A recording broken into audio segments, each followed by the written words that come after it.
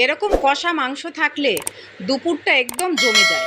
আসসালামু আলাইকুম, hello viewers, welcome to my channel. কেমন আছেন সবাই? নিশ্চয়ই খুব ভালো আছেন। আপনাদের দোয়া ও অনুপ্রেরণায় আমিও খুব ভালো আছি। তাই আজকে চলে আসলাম নতুন আরেকটি ভিডিও নিয়ে। আজকের রেসিপি হচ্ছে খাসির মাংসের ভুনা। তাহলে চলুন এই মজাদার খাসির মাংসের ভুনা আমি কিভাবে রান্না করেছি তা এক নজরে দেখে নিই।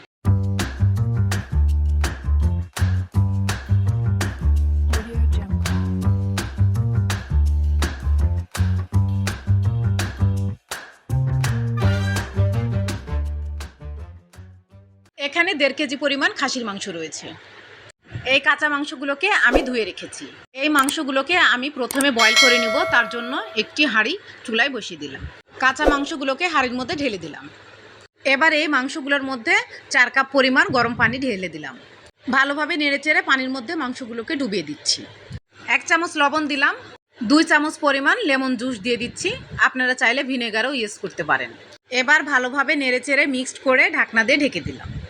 মাংস বয়েল হওয়ার মাঝে আমি এখানে 2 কাপ পেঁয়াজ কুচি কেটে নিয়েছি, কয়েকটি গোটা কাঁচামরিচ নিয়েছি, 3টি গোটা শুকনো মরিচ নিয়েছি, বাটা মশলা নিয়েছি। এখানে রসুন, আদা এবং জিরা একসঙ্গে পেস্ট করে রাখা আছে। গোটা গরম মশলা এবং গোটা জিরে একসঙ্গে শুকনো খোলায় ভেজে গুঁড়া করে নিয়েছি। ঢাকনা খুলে মাংসগুলোকে একটু নেড়ে চেড়ে দিব, তাহলে উপরের মাংসগুলো নিচে যাবে আর নিচের মাংসগুলো উপরে আসবে, তাহলে সমানভাবে বয়েল হবে। আবার ঢাকনা দিয়ে ঢেকে দিলাম। 30 মিনিট পর ফিরে আসলাম। মাংসগুলো বয়েল হয়ে গেছে। একটু নেড়ে চেড়ে এবার নামিয়ে রাখবো। মাংস কষানোর জন্য এবার একটি কড়াই চুলায় বসিয়ে দিলাম।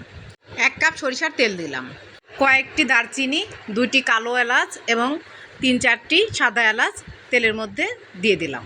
3টি গোটা শুকনো মরিচ তেলের মধ্যে দিয়ে দিলাম। এবার 2 কাপ পেঁয়াজ কুচি দিয়ে দিলাম। এবার পেঁয়াজ কুচিগুলো ভালোভাবে নেড়ে চেড়ে ভেজে নেব।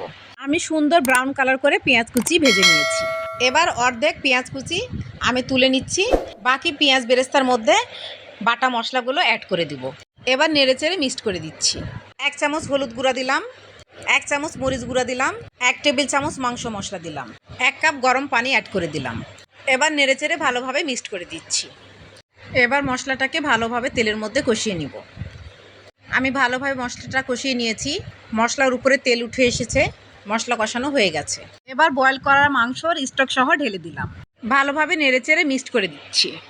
এবার মাংসগুলো মশলার সঙ্গে ভালোভাবে কষিয়ে নিব। বাই দ্য ওয়ে, আমি রুথি। আমার চ্যানেলে নতুন হয়ে থাকলে প্লিজ সাবস্ক্রাইব করবেন, পাশে থাকা বেল নোটিফিকেশন অল সিলেক্ট করে রাখবেন। বেশি বেশি লাইক, কমেন্ট এবং শেয়ার করবেন। যারা ফেসবুক ও ইনস্টাগ্রাম থেকে দেখছেন প্লিজ পেজটাকে ফলো দিয়ে রাখবেন। লাইক, কমেন্ট এবং শেয়ার করবেন। যারা লাইক, কমেন্ট, সাবস্ক্রাইব করেছেন তাদেরকে ম্যানি ম্যানি থ্যাঙ্কস। আজকে আমার চ্যানেলের এই ভিডিওটি যিনি ফার্স্ট ভিজিট করেছেন তাকেও ম্যানি ম্যানি থ্যাঙ্কস। আমার অন্যান্য রান্না দেখতে চাইলে প্লেলিস্টে ক্লিক করবেন, আমার সব রান্না দেখতে পেয়ে যাবেন। আস্তে আস্তে মাংসের ঝোল গাঢ় হয়ে আসছে। আমি যে পেঁয়াজ বেরেস্তা এবং গরম মশলা, শুকনো মরিচ একসঙ্গে ভেজে তুলে রেখেছিলাম সেগুলো পেস্ট করে এনেছি। সেই পেস্ট করা মশলা এবার মাংসের মধ্যে দিয়ে দিলাম। এবার নেড়েচেড়ে ভালোভাবে মাংসের সঙ্গে মিক্সড করে দিব। আমি এই খাসির মাংস ভুনাটি অন্যরকম করে রান্না করে দেখালাম। আপনারা চাইলে মশলা কষায় নিয়ে মাংস রান্না করতে পারেন, তবে রান্নার চেঞ্জের কারণে তরকারির টেস্টটাও চেঞ্জ হয়। এবার আমি কিছু কাঁচামরিচ 2 ভাগ করে ভেঙে রেখেছি, সেগুলো মাংসের মধ্যে দিয়ে দিলাম। তাহলে কাঁচামরিচের একটা ফ্লেভার থাকবে, আর ভাতের সঙ্গে যখন এই কাঁচামরিচগুলো মেখে খাবেন তখন তো স্বাদের তুলনাই করা যাবে না। আবার আমি নেড়েচেড়ে ভালোভাবে মিক্সড করে দিচ্ছি। এর মাঝে আমি লবণটা চেক করে নিয়েছিলাম, লবণটা ঠিক আছে। অনেকেই আছেন খাসির মাংস গন্ধ লাগে বলে খেতে চান না। আপনারা আমার রেসিপি ফলো করে এভাবে রান্না করে খেয়ে দেখুন, একটুও গন্ধও পাবেন না, বুঝতেই পারবেন না যে খাসির মাংস খাচ্ছি। একবার খেলে বারবার খেতে চাইবেন, এর স্বাদ ভুলতে পারবেন না। এই খাসির মাংস ভুনা ভাত, রুটি, পরোটা, পোলাও, বিরিয়ানি সব কিছুর সঙ্গে একেবারে বেশ জমে যাবে। আর একটু নেড়ে চেড়ে মিক্সড করে নিব। তেল প্রায় উপরে উঠে এসেছে, খাসির মাংসটাও প্রায় রান্না হয়ে গেছে। চেষ্টা করবেন ঝোল না রেখে আমার মতো ভুনা করে রান্না করতে। খাসির মাংসের ভুনা অলমোস্ট রান্না হয়ে গেছে। এবার আমি পরিবেশন করে দেখাচ্ছি। তার জন্য একটি বোল নিয়ে নিলাম। আমি সাধারণ খাসির মাংসকে একটু অসাধারণ করে রান্না করে দেখালাম। আপনারা তো আমার চাইতে ভালো রান্না করতে পারেন, তবে আমার রেসিপি ফলো করে একবার রান্না করে খেয়ে দেখুন, বারবার অর্ডার আসবে এরকমভাবে মাংস রান্না করার জন্য। রেডি হয়ে গেল অসাধারণ স্বাদের খাসির মাংসের ভুনা।